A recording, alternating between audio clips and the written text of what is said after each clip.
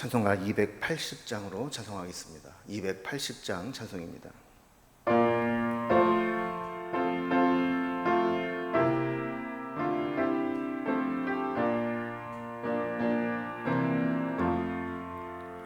전부여 의지 없소서 손 들고 옵니다. 주 나를 외면하시면 나 어디 가리까. 내 죄를 씻기 위하여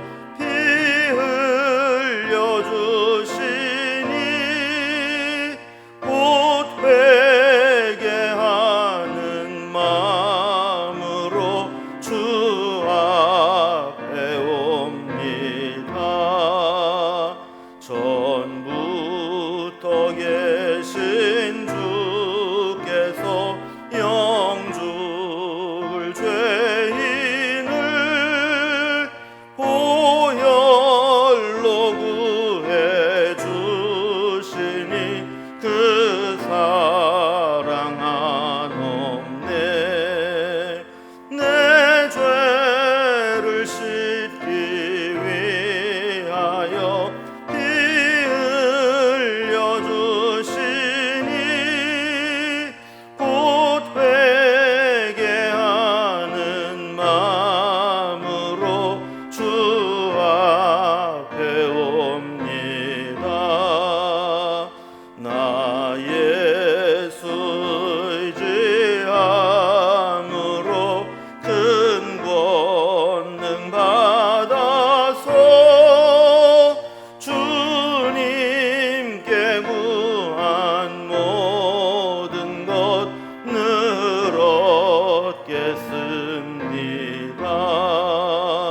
내 죄를 씻기 위하여 피 흘려 주시니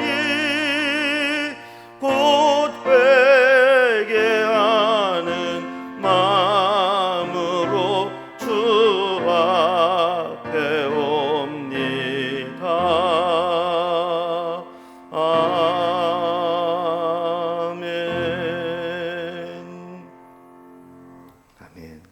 함께 나눈 하나님 말씀은 구약성경 예레미야서 9장 17절에서 26절까지 말씀입니다. 예레미야 9장 17절에서 마지막 절 26절까지 구약성경 1065면에 있습니다.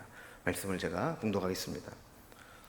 만군의 여호와께서 이와 같이 말씀하시되 너희는 잘 생각해보고 곡하는 부녀를 불러오며 또 사람을 보내 지혜로운 부녀를 불러오되 그들로 빨리 와서 우리를 위하여 애곡하여 우리의 눈에서 눈물이 떨어지게 하며 우리 눈꺼풀에서 물이 쏟아지게 하라. 이는 시온에서 통곡하는 소리가 들리기를 우리가 아주 망하였구나. 우리가 크게 부끄러움을 당하였구나. 우리가 그 땅을 떠난 것은 그들이 우리 거처를 헐었음이로다 하미로다. 부녀들이여 여호와의 말씀을 들으라. 너희 귀에 그 입의 말씀을 받으라. 너희 딸들에게 애곡하게 하고 각기 이웃에게 슬픈 노래를 가르치라. 무릇 사망이 우리의 창문을 통하여 넘어 들어오며 우리 궁실에 들어오며 밖에서는 자녀들을 거리에서는 청년들을 멸절하려 하느니라. 너는 이같이 말하라. 여호와의 말씀에 사람의 시체가 분토같이 들에 떨어질 것이며 추수하는 자의 뒤에 버려져 거두지 못한 곡식단같이 되리라 하셨느니라. 여호와께서 이와 같이 말씀하시되 지혜로운 자는 그의 지혜를 자랑하지 말라. 용사는 그의 용맹을 자랑하지 말라. 부자는 그의 부함을 자랑하지 말라. 자랑하는 자는 이것으로 자랑할지니 곧 명철하여 나를 아는 것과 나 여호와는 사랑과 정의와 공의를 땅에 행하는 자인 줄을 깨닫는 것이라. 나는 이 일을 기뻐하노라. 여호와의 말씀이니라. 여호와의 말씀이니라. 보라, 날이 이르면 할례 받은 자와 할례 받지 못한 자를 내가 다 벌하리니 곧 애굽과 유다와 에돔과 암몬 자손과 모압과 및 광야에 살면서 살적을 깎은 자들에게라. 무릇 모든 민족은 할례를 받지 못하였고 이스라엘은 마음에 할례를 받지 못하였느니라 하셨느니라. 아멘. 이제 계속 예고된 말씀대로 유다 백성은 하나님의 심판을 면하지 못하고 이제 마지막 최후 통첩까지 받고 마지막 경고까지 다 지나가고 결국 하나님의 심판이 이제 임하게 됩니다. 하나님의 심판은 예루살렘에서부터 시작됩니다. 하나님의 심판을 임하게 되면 우리가 가지고 있던 모든 것들이 무용지물이 됩니다. 그래서 어떤 것도 자랑할 수 없게 되는 것이죠. 자, 이제 본문에서는 어제 본문에 예고된 심판이 시행될 것인데, 이때 하나님의 심판이 임하게 되면 곧 가는 여인들을 불러다가 심판이 다가오고 있음을 알리고 또 무사 안일에 빠져 있는 백성들을 일깨우도록 하는 말씀이 임하고 있습니다. 그러니까 심판을 막을 수 없다면 심판이 임하게 될 때 그때라도 정신을 차리고 심판이 임했음을 깨달으라는 겁니다. 오늘 본문을 이제 단락별로 구분을 해보면 먼저 여인들을 사다가라도 애가를 가르쳐서 애곡하게 하라 하는 겁니다. 두 번째는 이 참혹한 심판이 현실화되는 것들을 말씀하고 있죠. 그래서 마지막 절에 보면 하나님의 심판 앞에 그것을 막을 자가 없기 때문에 자랑하지 말고 교만하지 말고 하나님의 심판 앞에 겸손해라 하는 말씀을 주고 있습니다.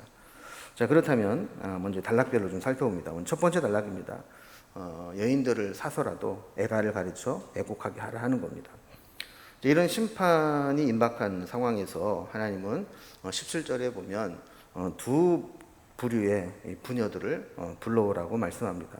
하나는 이제 곡하는 부녀이고 또 하나는 지혜로운 부녀입니다.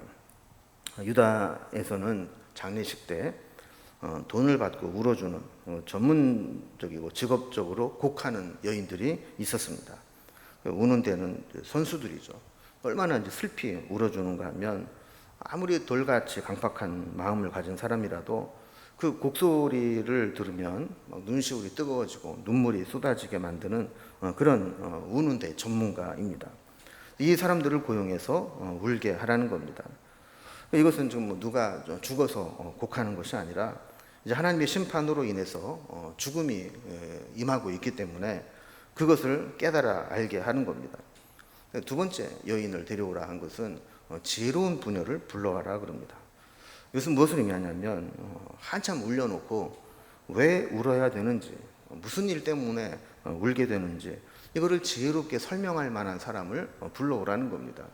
울기만 하고 이유를 모르면 우는 게 의미가 없지 않습니까? 이 두 사람을 불러다가 한 사람은 울게 만들고 한 사람은 왜 울어야 되는지를 깨닫고 설명하게 하라는 거죠. 자, 18절에 보면 그들이 빨리 와서 우리를 위해서 애곡하여 우리의 눈에서 눈물이 떨어지게 하며 우리의 눈꺼풀에서 물이 쏟아지게 하라 그랬습니다. 이것은 유다의 분위기를 완전히 바꾸어 놓으라는 겁니다. 당시에 거짓 선지자들은 아무리 하나님의 말씀을 참 선지자들이 전해도 무시했습니다. 그리고 평안하다 평안하다 하면서 우리는 하나님의 백성이기 때문에 절대 망하지 않는다 이렇게 했었던 것이죠. 그 사람들이 예레미야와 같은 진짜 선지자의 말씀은 믿지 않고 거짓 선지자들의 듣기 좋은 말만 받아들였던 겁니다. 아무리 말씀으로 깨우쳐도 믿지 않으니까 하나님은 예레미야에게 이런 퍼포먼스를 통해서라도 백성들이 충격을 받고 상황을 깨우쳐 알도록 하라는 겁니다. 그래서 곡하는 여인들이 막 울고 이유를 설명하는 지혜로인들이 설명을 하면서 유다 백성들도 그제서라도 이게 심판이구나, 이 심판이 이렇게 무서운 거구나라는 것을 깨닫고 함께 울게 만드는 것이죠. 자, 19절에 보면 이 지혜로운 여인이 전해야 될 내용을 말씀하고 있습니다. 원래 남자들이 소식을 전하는 것보다 여자들이 소문을 퍼뜨리면 훨씬 더 파급 효과가 있지 않겠습니까? 19절에도 보면 이렇게 곡하고 슬퍼하는 이유를 설명합니다. 이는 시온에서 통곡하는 소리가 들리기를 우리가 아주 망하였구나, 우리가 크게 부끄러움을 당하였구나, 우리가 그 땅을 떠난 것은 그들이 우리의 거처를 헐었음이로다 그랬습니다. 자, 그러니까 우리가 왜 울어야 되느냐? 아무튼 우리가 하나님의 심판으로 망하게 되었고 부끄러움을 당하게 되었고 우리의 거처가 헐려서 우리의 땅을 떠날 수밖에 없는 그런 상황이 되었다는 겁니다. 뿐만 아니라 20절에서는 곡하는 여인들로부터 곡소리를 낼 뿐만 아니라 이웃에게 슬픈 노래를 지어서 가르치고 부르게 하라고 이야기를 합니다. 아무리 곡해도 돌이키지 않으니까 슬픈 노래를 가르쳐서라도 상태의 심각성을 알리게 하라는 것이죠. 자, 그럼 두 번째 단락을 보면 이렇게 하나님의 심판이 임하게 될 때 그 현실이 얼마나 참혹한가 이것을 말씀하게 됩니다. 또 21절에 보면 이런 심판의 결과가 나오는데 먼저 21절 보면요. 사망이 창문을 통해 넘어오게 된다 그랬습니다. 보통 정상적으로 출입을 위해서는 정문을 통해 들어오고 나가게 되죠. 그런데 여기에 들어오게도 하고 못 들어오게도 할 수 있지만 창문을 통해 들어오는 것은 도둑이나 강도나 어떤 불법적으로 들어오는 자들이죠. 우리가 이는 막을 수도 없고 일단 들어오면 큰 피해를 입게 됩니다. 이 사망이 집 안에 들어오고 또 거리에도 다니면서 자녀들을 청년들을 다 죽이고 멸망하게 된다라는 겁니다. 또 하나님의 징계 심판은 일회성으로 끝나지 않습니다. 그 자녀들, 청년들 다음 세대에 이르기까지 계속해서 지속될 것을 예고하고 있는 것이죠. 22절에 보면 사람의 시체가 분토같이 들에 떨어져 거두지 못한 곡식단같이 될 것이다 라고 말씀합니다. 이 말은 하나님의 심판이 임하게 되면 그 심판 얼마나 가혹한지 사람들이 죽어도 그 시신을 수습해 줄 사람이 없어서 그냥 들에 버려지고 만다라는 것이죠. 여러분, 우리도 자녀들에게 세상에서 성공하는 법만 가르치게 되면 결국에는 하나님의 백성들이 이렇게 애국하는 일이 생길 수 있습니다. 그래서 우리는 정말 믿음으로 사는 일을 가르쳐야 되고 우리 자녀들이 이런 하나님의 심판에 임하지 않도록 늘 믿음으로 말씀으로 살 수 있도록 안내해야 됩니다. 자, 세 번째는 하나님의 심판이 임하게 되면 교만하지 말라라고 이야기를 합니다. 우리 하나님의 심판을 딱 받아보면 그때는 우리가 의지하고 자랑하는 것들이 아무것도 아니구나, 정말 무용지물이구나라는 것을 깨닫게 되는 것이죠. 보통 사람들은 자기 삶을 지탱해 주는 것들이 이것이다라고 생각합니다. 어떤 사람은 성공이고 어떤 사람은 돈이고 어떤 사람은 인맥이고 어떤 사람은 자기 기술이고 이런 것이 내 삶을 지탱해 주었다고 생각하지만 정말 하나님의 심판이 임하고 나면 나를 붙들어주고 지탱해줬다고 하는 것들이 얼마나 허무하고 무용지물인가를 그제서야 알게 된다라는 것이죠. 그래서 23절에 보면 여호와께서 이와 같이 말씀하시되 지혜로운 자는 그의 지혜를 자랑하지 말라. 용사는 그의 용맹을 자랑하지 말라. 부자는 그의 부함을 자랑하지 말라. 이렇게 말씀하고 있습니다. 그러니까 하나님의 심판이 임하면 사람의 힘으로는 막을 수가 없습니다. 아무리 지혜로운 자도, 아무리 용맹스러운 자도, 아무리 돈이 많은 자도 그것으로 하나님의 심판을 막을 수는 없다라는 것이죠. 분명히 알아야 될 것은 우리가 자랑하는 것, 의지하는 것, 그 어떤 것도 하나님의 심판 앞에서는 그것을 막기에 아무런 도움이 안 된다는 것입니다. 하나님 없는 성공과 하나님 없는 능력은 우리가 선망의 대상으로 삼을 것이 아니라 오히려 그것이 무너지고 나면 애곡해야 되는 것이 된다는 것을 알아야 된다는 것이죠. 그러면 우리가 어떻게 해야 될까요? 이런 심판 앞에 어떤 자세를 가져야 될까요? 24절에 보면 자랑하는 자는 이것으로 자랑할지니 곧 명철하여 나를 아는 것과 나 여호와는 사랑과 정의와 공의를 땅에 행하는 자인 줄을 깨닫는 것이라. 나는 이 일을 기뻐하노라. 여호와의 말씀이니라 그랬습니다. 아까 23절에 살펴본 지혜, 용맹, 부함은 하나님의 심판 앞에 아무런 도움이 안 된다고 그랬죠. 그럼 도움이 되는 건 뭐냐? 우리가 추구하고 붙잡아야 될 건 뭐냐? 그것은 하나님을 아는 것인데 하나님이 어떤 분인가 하면 하나님은 우리에게 사랑과 정의와 공의를 이 땅에 행하는 분이라는 겁니다. 그래서 우리가 하나님을 알고 하나님을 찾고 하나님을 깨닫고 하나님 안에 사는 것, 이것만이 우리를 살릴 수 있는 유일한 길이라고 말씀합니다. 유다 백성들의 문제는 하나님께 제사 드리는 어떤 종교적인 외형적인 형식은 의무를 이행했지만 실제 삶에서는 하나님의 뜻대로 살지 않았다는 겁니다. 하나님은 사랑과 정의와 공의를 행하시는 분인데 저들은 불법과 또한 불의와 착취와 횡포를 일삼았다라는 겁니다. 하나님의 심판을 면할 수 있는 길은 이러한 모든 악한 행위를 중단하고 하나님이 기뻐하시는 모습으로 돌아오는 것입니다.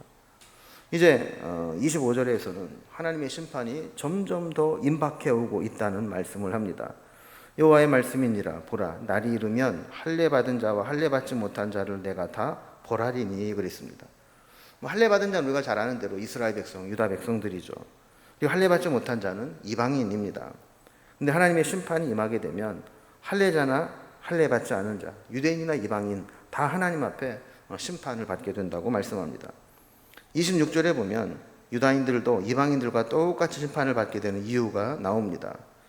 26절 맨 마지막에 보면 이방인 민족들은 살점을 베이지 않았지만 이스라엘 백성들은 마음의 할례를 받지 못했다라는 겁니다. 외형적인 할례는 행했지만 그 마음의 할례, 마음에 제거해야 될 것들은 제거하지 않았다는 것이죠. 중요한 것은 우리의 마음과 신앙의 본질이지 외형적인 형식이나 종교 행위가 아니라는 것입니다. 우리도 그저 주일 되면 예배 드리고 또 남들보다 더 열심히 예배에 참석하고 봉사하고 그러면 내가 신앙이 올바르다 이게 착각해서는 안 된다는 겁니다. 우리의 중심이, 우리의 삶이 하나님이 기뻐하시는 삶을 살아야 된다는 것이죠. 우리는 하나님의 심판 앞에서 내가 의지하고 자랑하는 것 아무것도 아님을 깨닫고 겸손하게 하나님만 의지하고 하나님 뜻대로 행하는 삶을 살아가야 될 것입니다. 오늘도 우리가 세상에서 자랑하는 것들 다 내려놓고 오직 주님만 바라보고 주님 뜻대로 살아갈 수 있기를 주님의 이름으로 기원합니다. 기도하겠습니다. 하나님 아버지, 하나님의 심판이 임박하고 실제로 심판이 진행되게 되면 우리가 그렇게 믿고 의지하고 자랑스러워했던 것들이 아무것도 아니고 무용지물이 될 수밖에 없다는 것을 다시 한번 깨닫게 하여 주시고 오직 하나님을 찾고 하나님의 뜻을 구하며 하나님 말씀대로 살아감으로 우리가 심판의 자리에서 멀어질 수 있도록 인도하여 주시옵소서. 오늘도 우리에게 필요한 은혜를 베풀어 주시고 해가 맞도록 동행하여 주시며 언행심사를 지켜주셔서 믿음으로 주님 자녀답게 살아갈 수 있도록 인도하여 주시고 구하는 것마다 응답받으며 기도의 삶을 살아갈 수 있도록 인도해 주옵소서. 예수님의 이름으로 기도드리옵나이다. 아멘. 각자의 기도 제목들로 자유롭게 기도하시겠습니다.